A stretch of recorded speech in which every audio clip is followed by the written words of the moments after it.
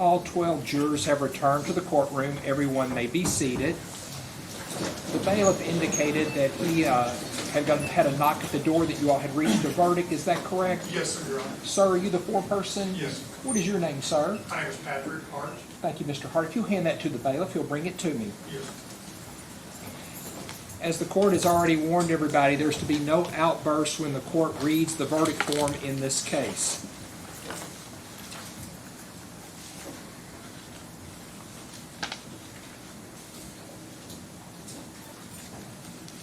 Okay, at this time I need the defendant and counsel to please stand.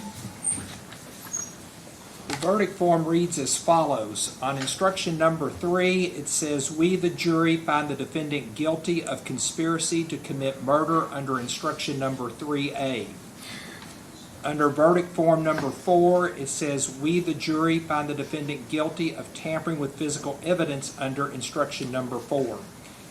Counsel, would you like for the court to poll the jury at this time? Yes. Okay.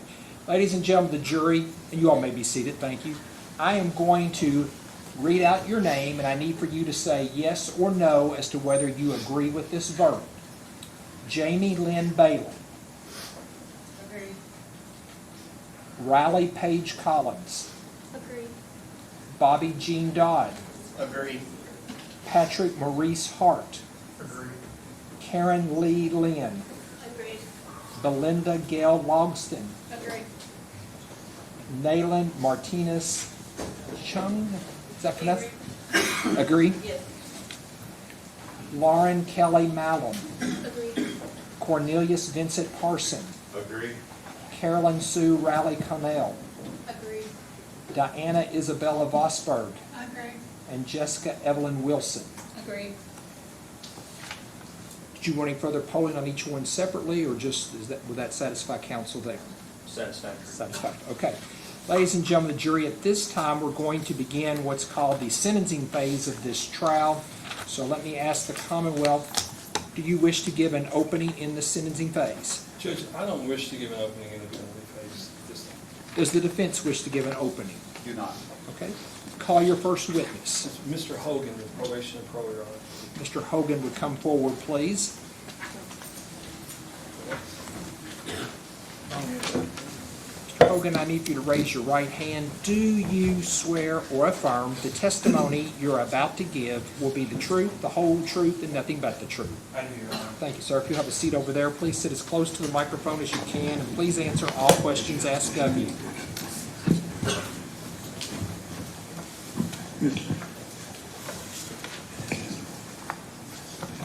Mr. Hogan, would you please introduce yourself to the ladies and gentlemen of the jury?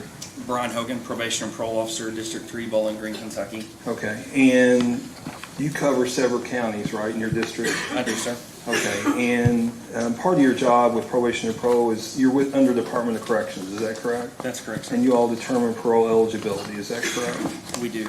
Okay, I want to talk a little bit about what the jury has convicted the defendant of a Class D felony, tampering with physical evidence, Correct. as well as a Class B felony, conspiracy to commit murder, is that correct? Correct. All right, and I'm going to ask permission to lead a little bit if it's okay with the judge and counsel to get us.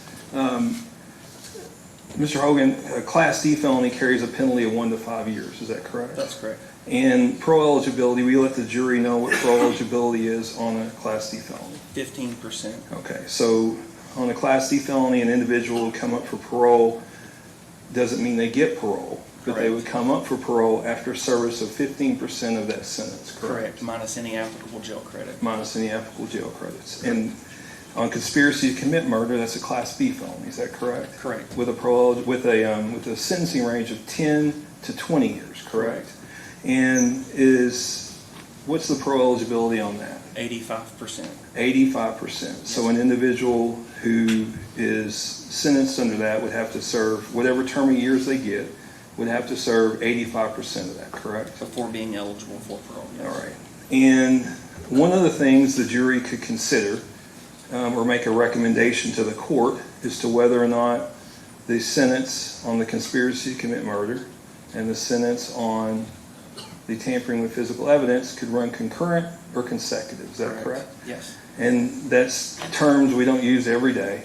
and it's a legal term, correct? Yes, sir. And concurrent means that the two sentences, the tampering and the conspiracy, would run together as one. Correct. So if you gave a 10-year sentence and a 5-year sentence, it would be just a 10-year sentence. Correct. If you gave a 20-year sentence and a 5-year sentence, or a 1-year sentence, it would just be a 20-year sentence. Correct. There's also, the jury will be able to make a recommendation that it run consecutive, correct? And that would mean that they would be added together, correct? But it would be just one term. The person wouldn't have to serve the 10 or 20 years and then start serving the 5 years. It would just be a one term of, let's say, a number of years. So it would be like 21 or 25 years. Correct. Okay? And the parole eligibility, I want to talk about, the difference herein, though, is that one's considered a violent offense, correct? That's correct. The conspiracy to commit murder. Yes, sir. All right. So anytime, because it's an 85% serve, anytime giving on the tampering would automatically be concurrent with that time. Is that correct? Correct. Because that time would, and I know this is not a legal term, would eat that up. Is that fair to say? Correct. So whatever term they give him on conspiracy murder would be the total sentence. Is that correct? Okay, as far as parole eligibility. right. Yes. And because this is a violent offense under conspiracy to commit murder, they would have to serve 85% of whatever they got. Correct. Correct? And then they would become parole eligible. Is that correct? Yes, Now, sir. they could serve the whole term. They could. All right. So on a 10-year sentence, do you have the certified copy of sir. parole eligibility with you? I do. On a 10-year sentence on conspiracy to commit murder, the defendant would become eligible in 8.5 years. Is that correct? Yes, sir. All right. Could you tell the jury on a 12-year sentence how long an individual would have to serve? 10 years, 2 months. And on a 14-year sentence, 11 years, 11 months. a 16-year sentence, 13 years, 7 months. an 18-year sentence, 15 years, 4 months. and a 20-year sentence, 17 years. 17 years. So no matter what, if an individual is given a 20-year sentence, they will be eligible for parole after 17 years of service, correct? Yes, minus the applicable jail credit, correct. Minus applicable credit. What do you mean by that?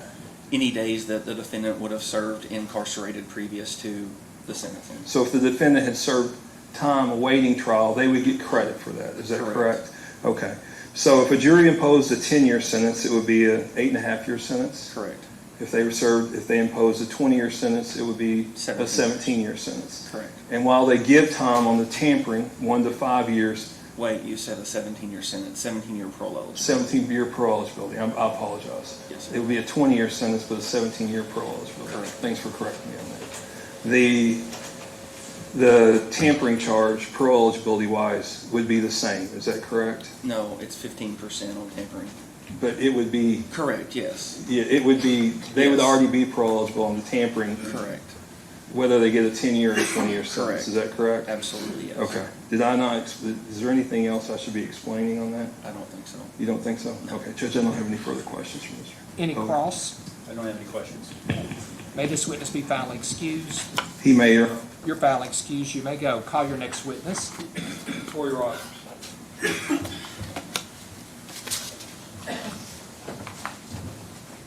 And if you'll come forward and raise your right hand for me. Do you swear or affirm the testimony you're about to give will be the truth, the whole truth, and nothing but the truth? If you'll have a seat right over there, please sit as close to the microphone as you can. Please answer all questions asked of you. all right, we gotta get through this, okay? Go ahead and introduce yourself, ladies and gentlemen. My name is Tori Rogers. And tell me a little about yourself, Tori. I'm 21. Crystal is my mom.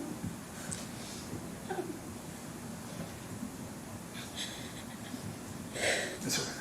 Hey, here you go. So I'm going to ask you some questions, okay? Crystal's your mom, right? How old were you when the last time you seen your mom? I was 11. Okay. And you have something big coming up, don't you? Yeah, I'm getting married. Okay. And where do you live? In Bargetown. In Bardstown. And after your mom went missing, where'd you live? With my mama. With your mama? Is that Sherry? Yes. Okay, did Sherry take care of you all? Yes. Okay. And tell me about your brothers and sisters. I have 2 sisters and 2 brothers, and my 2 sisters and my 1 brother live with me, Okay. with my mama. Okay. And the one brother that didn't live with you is Eli. Is Yes. that correct? Yeah. And that was Brooks and Crystal's Yes. child. Is that correct? Yes. Okay. And he lived with his father. Is that correct? Yes. Okay. So your mama raised you all after your mom went missing. Is that correct? Yes. Okay. So tell me a little bit about your mom. She was the kind of person that whenever she smiled, everybody else smiled. She was so funny, and she was really the best mom ever. Did y'all spend a lot of time together? Yeah. Did y'all grow up together? Yes. Your brothers and sisters? Yeah. Did y'all stay in the same house? All of them but Ashley. Yeah. All of them but Ashley?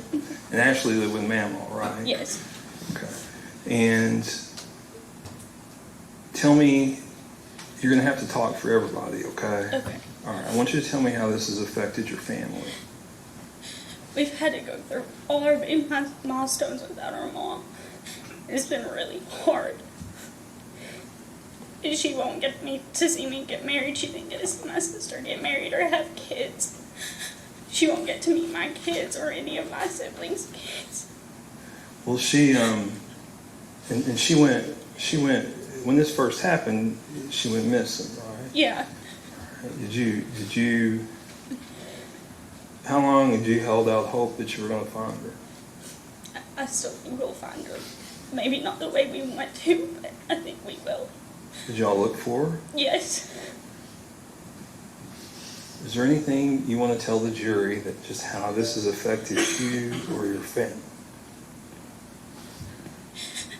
It's not gotten easier. It's been so hard every day.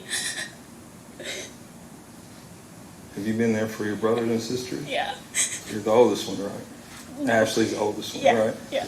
Have you and Ashley been there for your brothers and sisters? Yes. Okay, y'all are close, right? Yes. Okay, do you have anything else you want to tell the jury? No. Okay, no further questions, John.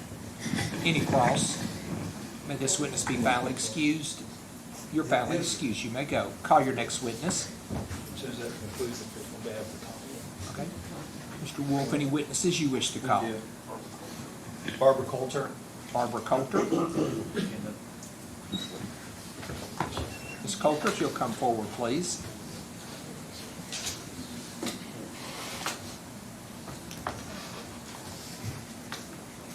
Ms. Coulter, let me get you to raise your right hand again for me. All right. Do you swear or affirm the testimony you're about to give will be the truth, the whole truth, and nothing but the truth? You may have a seat right there. Thank you.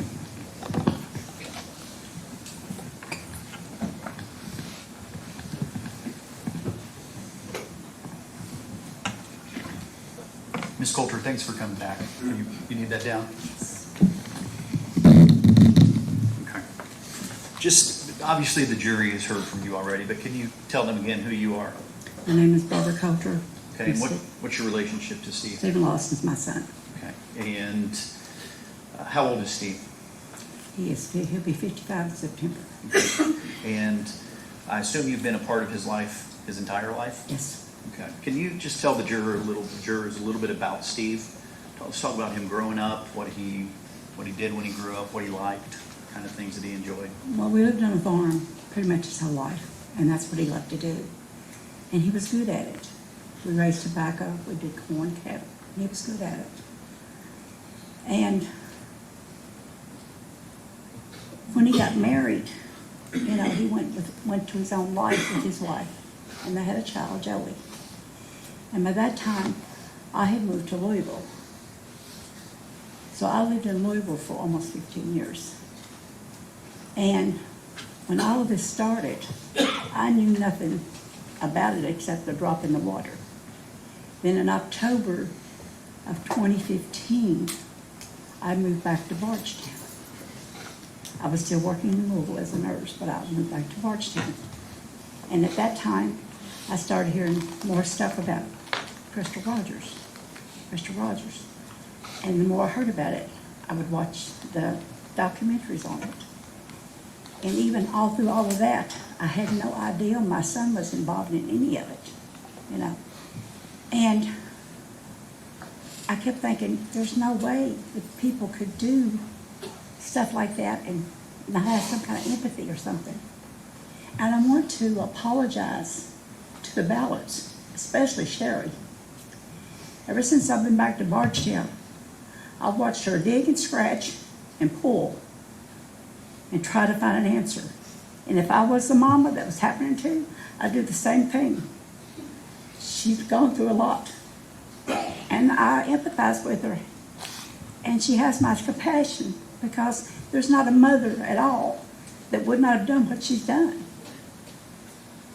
But then I look at Stephen and I'm questioning. Because I didn't raise my son to be involved in anything like this. And he's talked to me. And I mean, I've got really ugly with him. Because I raised my boys by themselves. Their dad was never around. And when I think of him being involved in anything like this, it just blows me away. I can't think of him doing anything like that. Now, I know that he has publicly said that he moved the car, when got Joy and did stuff to the car, right? Sure. I understand that. Well, I don't understand it. Number one, I don't know why he even got involved in it. That's when I get angry. I don't know why my son even touched the car, or my grandson touched the car. I have a problem with that. And I know I learned a long time from my grandmother. There's two laws in this world we have to follow. And that's the law of God and the law of the land. And if you don't follow those laws, there's going to be consequences. So I know with whatever Stevie has done in this case, he's going to have a consequence. But I want people to know that that was a person, he was back years ago. And he did change, and like I said, I wasn't around my children a lot after they grew up. They had their own families, they moved away, they did their own things. I was in Louisville, they'd come down for Christmas, Easter, Thanksgiving, family stuff. But everybody had their own jobs and did their own thing. But Stephen was a good man, he was a hardworking man. He took care of his family, he done what needed to be done. So, I know that with this being said and done, that he has to have some kind of justice. But I just hope that people can realize, if you're a mother, you know your children, and you know somewhere he did go wrong. But I know that he's a good man, he's a good person. And I just, that's all I can say. The jurors are going to have to go back now and decide on a punishment for him. They're going to have to determine how many years he spends in prison. Are you aware of that? Yes, I am. Okay. On the low end, it would be 10 years. Okay. On the high end, it'd be 25 years. Yes. Okay. What would you like to say to these jurors before they go and deliberate about that? I want you to set your heart and know whatever the decision that you make is the right decision for you. It's up to each individual how you feel and what you want to do. But know that when you make that decision, that's a decision you have to live with the rest of your life. And whether it's a big one or a little one, know that you're the ones that are going to make that decision. And I just pray that you'll do the right thing. Because I prayed about it for months. And I just pray that God will take care of not only you all, but the Ballards and my son and anybody else that's involved in this. Everybody needs to come to justice. Very well. Thank you. Any cross? No, sir. May this witness be excused? Thank you, ma'am. You're excused. Mr. Wolf, any other witnesses you wish to One comment? second, Your Honor. Randy, turn off another, please. When I get to Judge, no additional witnesses. no additional witnesses. Okay, let me see counsel at the bench.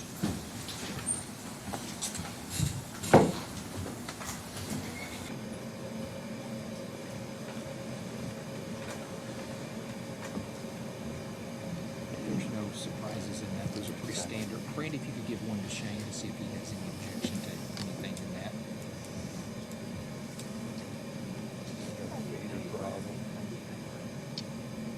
I gotta get paper. Yes, sir.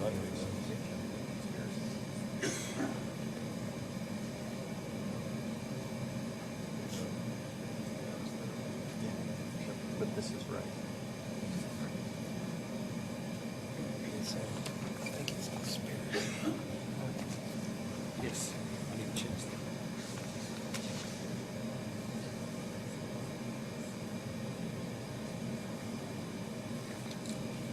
Comes back, sure. Need to change facilitation to conspiracy on the first page. Saw that. Anything else?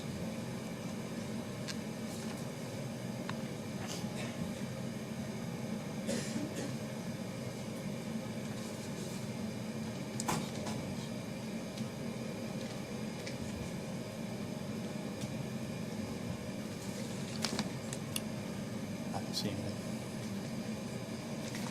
You don't have the last page that goes. No. Yeah, we can print them all. She went out. She's got the phone copy. She's got it for you. They're good.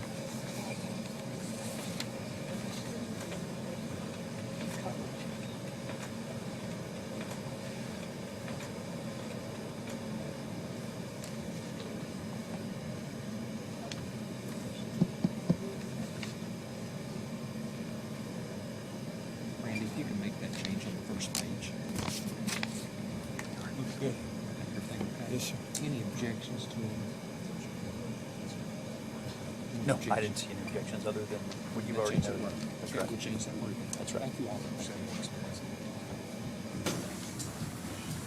Randy, whenever you print that up, you give it to me.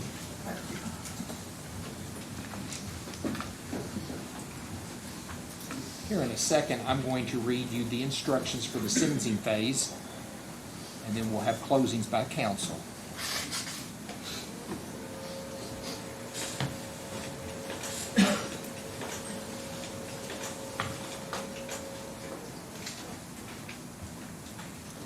They read as follows. The jury is instructed as follows. It is now your duty to determine the punishment to be imposed upon the defendant. You have tried the defendant and have returned a verdict finding him guilty of conspiracy to commit murder and tampering with physical evidence. From the evidence placed before you in that trial, you are acquainted with the facts and circumstances of the crimes themselves.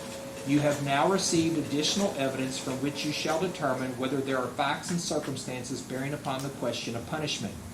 In your deliberations, you may consider the evidence presented to you in the first phase of the trial, as well as the evidence presented to you in the second phase. Instruction number 1. Pursuant to the verdict returned by you, finding the defendant guilty of conspiracy to commit murder under instruction number 3A of the guilt phase proceeding, and under the evidence presented to you in both stages of this trial proceeding, you shall fix his punishment at confinement in the penitentiary for not less than 10 years nor more than 20 years in your discretion. Instruction number 2.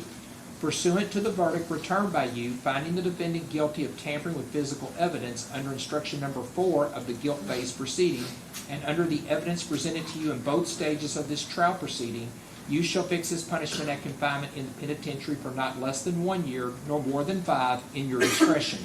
Instruction number 3, the verdict of the jury must be unanimous, and it must be signed by one of you as foreperson. You may use the verdict form below for writing your verdict. And there will be attached a verdict form. Number 1 says, we the jury fix the defendant's punishment for conspiracy to commit murder under instruction number 3A at confinement in the penitentiary for a term of, and you will fill in the number of years, and the foreperson would sign it.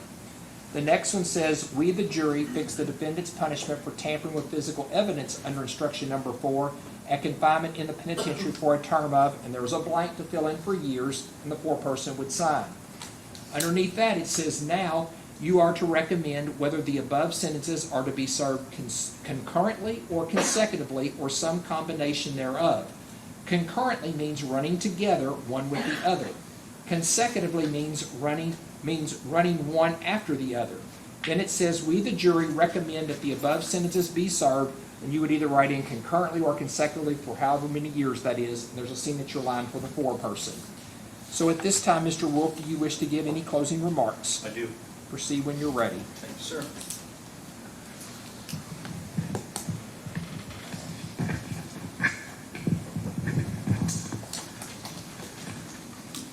May it please the court, counsel, Mr. Lawson, Mr. Buckler.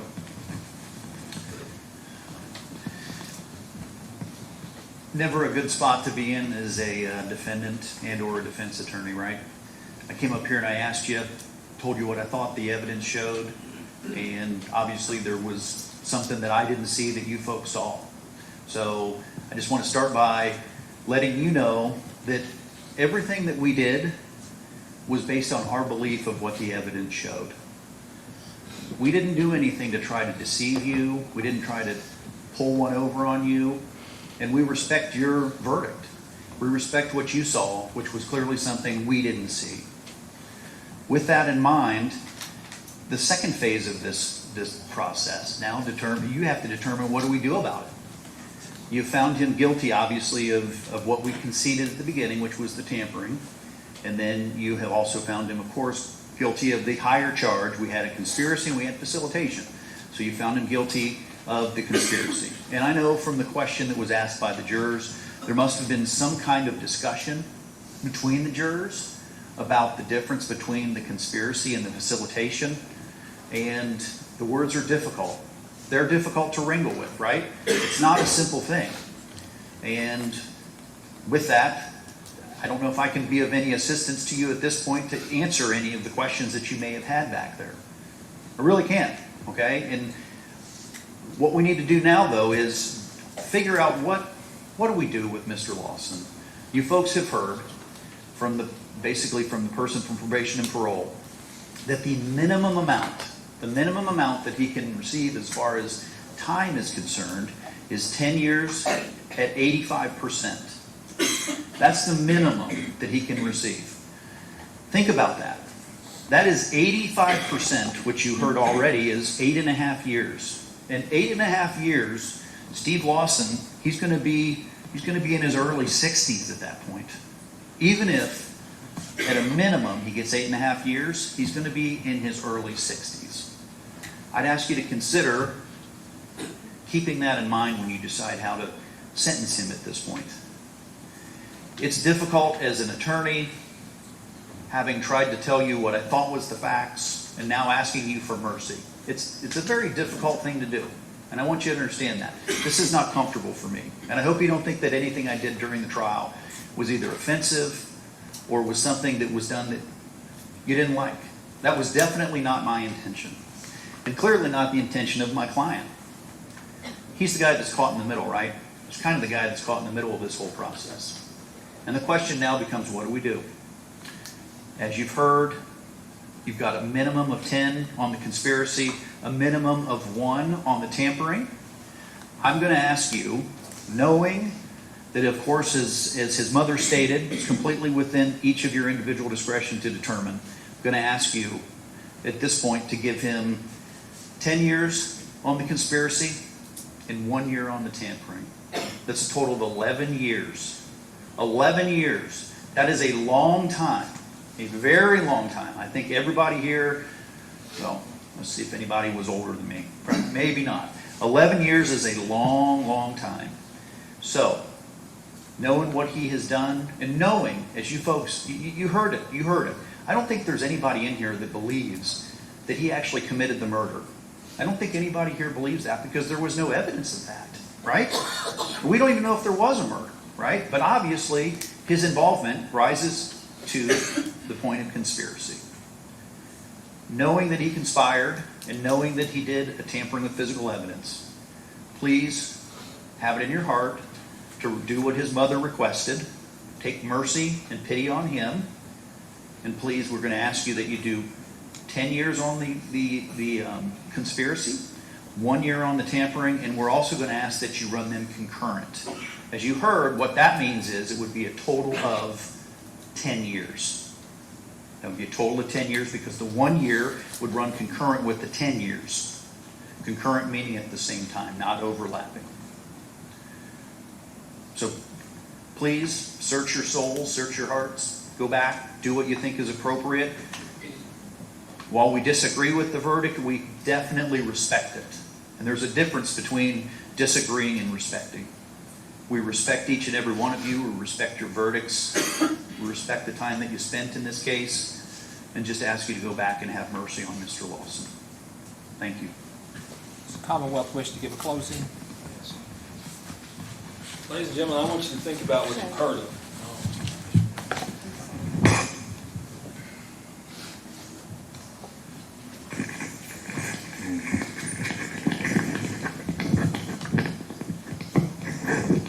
Ladies and gentlemen, I want you to think about what you heard in this case. All right, and first of all, I want to say this much: Barbara Coulter is a fine person. Okay, she's one of the best people. I know Barbara.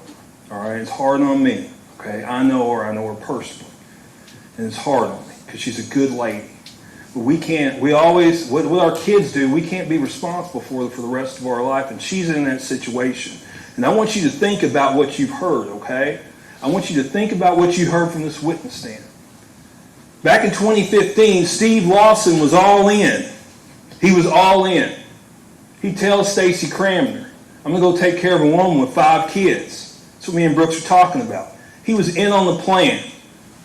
I'm not saying he murdered her, but he was part of the plan to murder her. If you're part of the plan to murder her, you're murdered. Think about what Elizabeth said. Think about what Elizabeth said. Do you think he cared? Do you think he showed compassion? Do you think he showed sympathy? Think about what Elizabeth said. She had murder on me.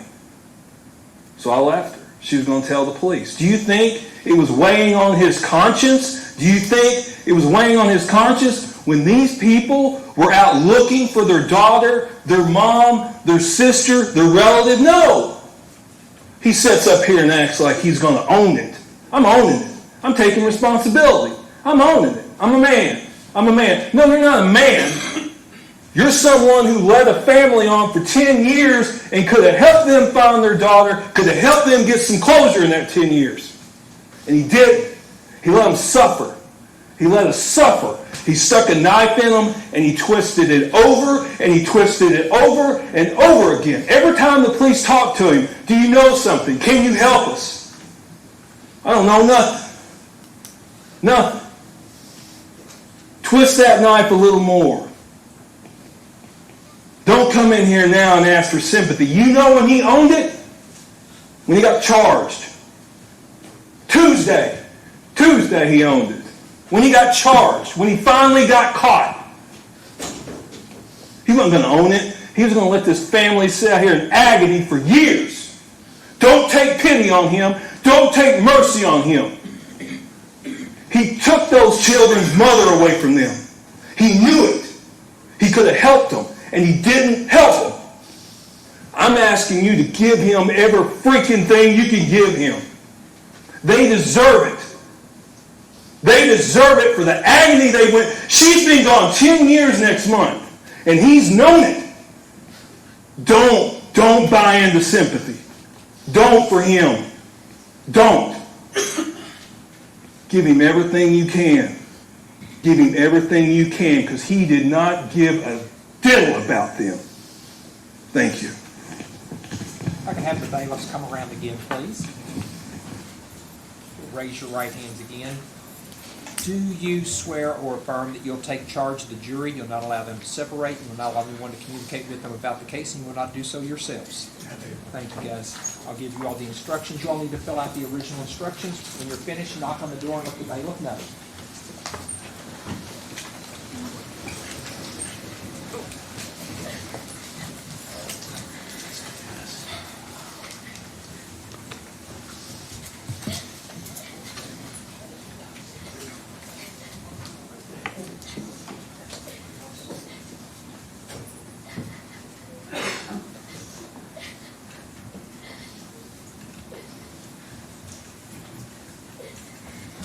Court's in recess pending the return of the jury.